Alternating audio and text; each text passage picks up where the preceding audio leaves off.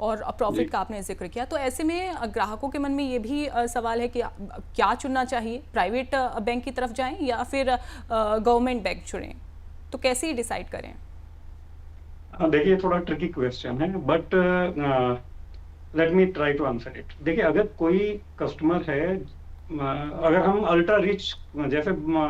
एक HDFC bank का programme है इन्फिनिटी प्रोग्राम, ये जिनकी नेटवर्थ 500 करोड़ है, उन लोगों के लिए है, और वो भी इनविटेशन बेसिस पे। बैंक इनवाइट करता है कि आप हमारे यहाँ पे बैंकिंग कीजिए, हम आपको जो है सर्विसेज देंगे। अब अगर सिमिलरली बिल्कुल जो है ग्राउंड लेवल पे मैं आऊँ, तो बैंक का मान लो एक 10,000 रुपीज का या 25,000 रुपीज का बैंक ने अकाउंट लॉन्च किया है, तो डेफिनेटली वो ये चाहते हैं कि भाई हमारे पास कोई भी जो है कस्टमर आए, वो एक ठीक ठाक लेवल पे अर्न कर रहा हो तभी आए, बिल्कुल। उससे नीचे वाले हमें नहीं चाहिए। अब ये एक बात हो गई, ये एक सिंपल मैसेज है। देन अगर मैं जो है सरकारी बैंक की बात करूं, तो सरकारी बैंक में एसबीआई है, 2020 से कुछ जीरो बैलेंस अकाउंट दे रहा है। अभी हाल ही में यूनियन बैंक ने, पीएनबी ने, आई थिंक कैनरा बैंक ने, इन्होंने सभी बैंक्स ने अपने जो सेविंग अकाउंट्स हैं उनके जो चार्जेस थे, जो मिनिमम बैलेंस वगैरह, उनको जीरो कर दिया कि भाई आपको कोई चार्ज नहीं लगेगा, आप अपना अकाउंट खोलिए, हमारे पास रहिए, सर्विसेज भी हम कोशिश करेंगे आपको ठीक ठाक दे दें। लेकिन सभी जानते हैं कि वहां पे भीड़ भाड़ रहती है और कहीं ना कहीं प्रीमियम सर्विसेज नहीं मिल जाती। तो प्रीमियम सर्विसेज अगर किसी कस्टमर को चाहिए, तो उसको जो है प्रीमियम जो है, यानी कि अच्छा बैलेंस अपने अकाउंट में रखना पड़ेगा। ऐसा नहीं है कि एसबीआई जैसे बैंक या बैंक ऑफ बड़ौदा जैसे बैंक ये अच्छी अपने कस्टमर को हैवी जो प्रीमियम सर्विसेज है वो नहीं देते। अगर आप एसबीआई में या बैंक ऑफ बड़ौदा में 10 लाख रुपीज से ऊपर का जो है एवरेज बैलेंस मेंटेन करते हैं, तो वहां पर भी आपको एसबीआई वेल्थ की सर्विसेज मिलती है, which is at par with HDFC bank services, ICICI bank या कोटक का प्रीवी बैंकिंग है, या एक्सिस बैंक का ब्रिगेंडी है, किसी का भी जो है कोई भी प्रोग्राम हो, वहां पे आपको सारी चीजें मिलती हैं। इनफैक्ट एचडीएफसी का जो है इंपीरिया प्रोग्राम जो है, उसके इक्विवेलेंट ही सारे प्रोग्राम्स बने हुए हैं। बिल्कुल, यानी कि अगर ग्राहकों को प्रीमियम सर्विसेज चाहिए और भीड़ भाड़ से अगर बचना है, तो वो उस बैंक की तरफ जा सकते हैं जो कि जिन्होंने लिमिट जो है वो सेट कर दी है, जो कि अभी आप जैसा कि आपने बताया कैनरा बैंक में बिल्कुल भी सेविंग अकाउंट में लिमिट बिल्कुल भी नहीं है, यानी कि ज़ीरो लिमिट है उसकी। सर, अगर मान लीजिए कि मिनिमम बैलेंस की जो लिमिट है वो सेट कर दी है, लेकिन ऐसे में ग्राहक चाहता है कि म्यूचुअल फंड में पैसा जो है वो लगा दिया जाए, मेरे को मिनिमम बैलेंस जो है वो नहीं सेट करना, मैं क्यों चूज़ करूँ मिनिमम बैलेंस? इससे बेहतर है कि मैं म्यूचुअल फंड में इन्वेस्ट कर दूँ। अंजलि जी, देखिए इसमें ना ये मैथमेटिक्स है।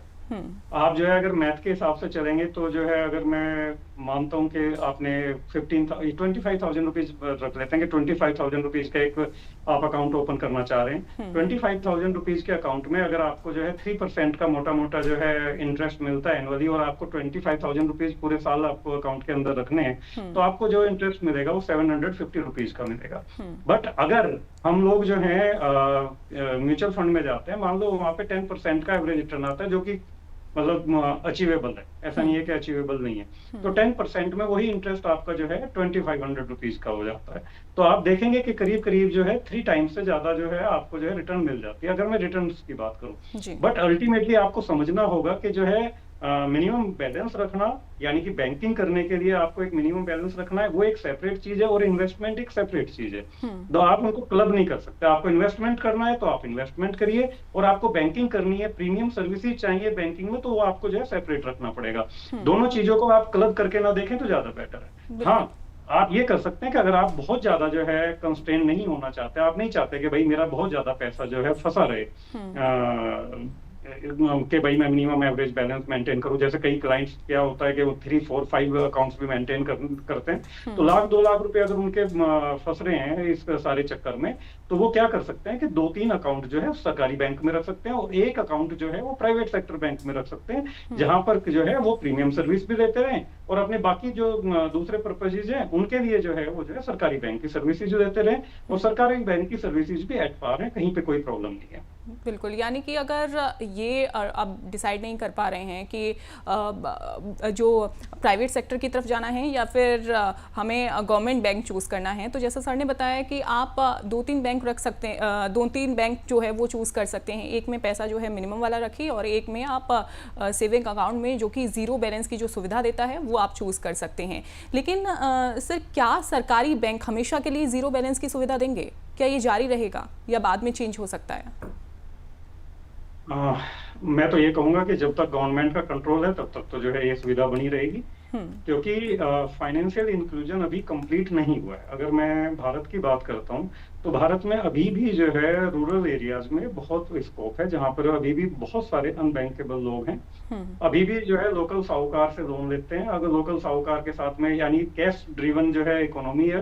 कैश में ही काम करते हैं, बैंक से लोन लेना भी पसंद नहीं करते। बट धीरे धीरे ज्यादा से ज्यादा बैंक्स जो हैं रूरल एरियाज को टैप कर रहे हैं और कोशिश कर रहे हैं कि भाई ये जो अनबैंकेबल सेगमेंट है इसको जो है बैंकेबल बनाया जाए, इनको जो है फॉर्मल क्रेडिट की जो है व्यवस्था दी जाए, और आने वाले टाइम में जो है हम लोग जो है इसको कंटिन्यू होता देखेंगे। बट यह है कि अभी ये सुविधा जारी रहेंगी, गवर्नमेंट सब्सिडीज देती रहेगी, अकाउंट्स खुले रहेंगे,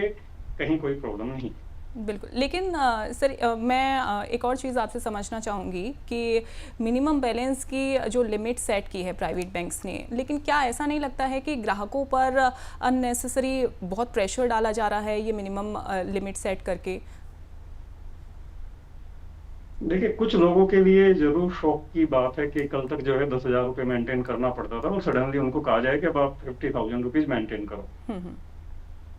लेकिन मुझे लगता है कि ऐसे 20-30% से ज्यादा लोग नहीं होंगे। ज्यादातर लोग जो प्राइवेट सेक्टर बैंक्स में या इवन फैक्ट आप जो है सरकारी बैंक में भी देखें, जीरो बैलेंस खाता है किसी का और अगर वो अर्निंग मेंबर है तो उसके अकाउंट में जनरली 5-10-20 हजार रुपए पड़े ही रहते हैं। तो सिमिलरली अगर कोई आदमी जो है 10,000 का खाता खोल रहा था कल तक उसका 10,000 रुपीज बैलेंस मेंटेन था, तो उसके अकाउंट में भी 25-30 हजार रुपए जो है जनरली मेंटेन रहे। तो अगर उसको जो है, जैसे अभी आईसीआईसी बैंक ने उसको 10,000 से 50,000 रुपीज कर दिया था और बाद में उन्होंने 15,000 रुपीज पे जो है किया है, तो मैं, या एचडीएफसी ने उसको 25,000 रुपीज कर दिया, तो मैं ये मान करके चल रहा हूँ कि कुछ लोग जो हैं वो मेंटेन करेंगे, कुछ लोग अपने अकाउंट्स बंद कर देंगे। जो अकाउंट बंद कर देंगे उनके लिए सरकारी बैंकों में जो है बहुत ऑप्शंस अवेलेबल है और मेरा ख्याल है उनको बहुत ज्यादा दिक्कत भी नहीं आने वाली। आज की तारीख में बहुत सारी ट्रांजैक्शंस तो यूपीआई के थ्रू होती हैं और क्रेडिट कार्ड्स वगैरह सब लोग जो है कहीं पे भी यूज कर सकते हैं, तो इस टाइप की कोई प्रॉब्लम आने की संभावना नहीं है। बट हाँ, इतना जरूर है कि प्राइवेट बैंक्स की जो स्ट्रेटेजी है वो ये है कि भाई हमें जो है अब ऐसे ग्राहक नहीं चाहिए जहां पर हम अपना उनसे कॉस्ट रिकवर न कर पा रहे। देखिए, हर अकाउंट ओपन किया जाता है उसकी एक कॉस्ट होती है, कम से कम 300-350 रुपए की कॉस्ट लगती है, और उसके ऊपर जब जो है कोई भी क्लाइंट जो है ट्रांजैक्शंस वगैरह करता है, बैंक विजिट करता है, कैश डिपॉजिट करता है, कैश विड्रॉल करता है, उनकी भी एक कॉस्ट होती है, क्योंकि जो है कोई जो एम्प्लॉय वहां पे बैठा हुआ है जो ट्रांजैक्शंस वगैरह एक्चुअल में कर रहा है उसकी सैलरीज हैं और क्लाइंट के आने जाने के जो है बहुत सारे, उसको एक कॉस्ट बेसिस पर जब निकाला जाए तो 100, 150, 200 रुपए तक की कॉस्ट एडिशनल बढ़ जाती है।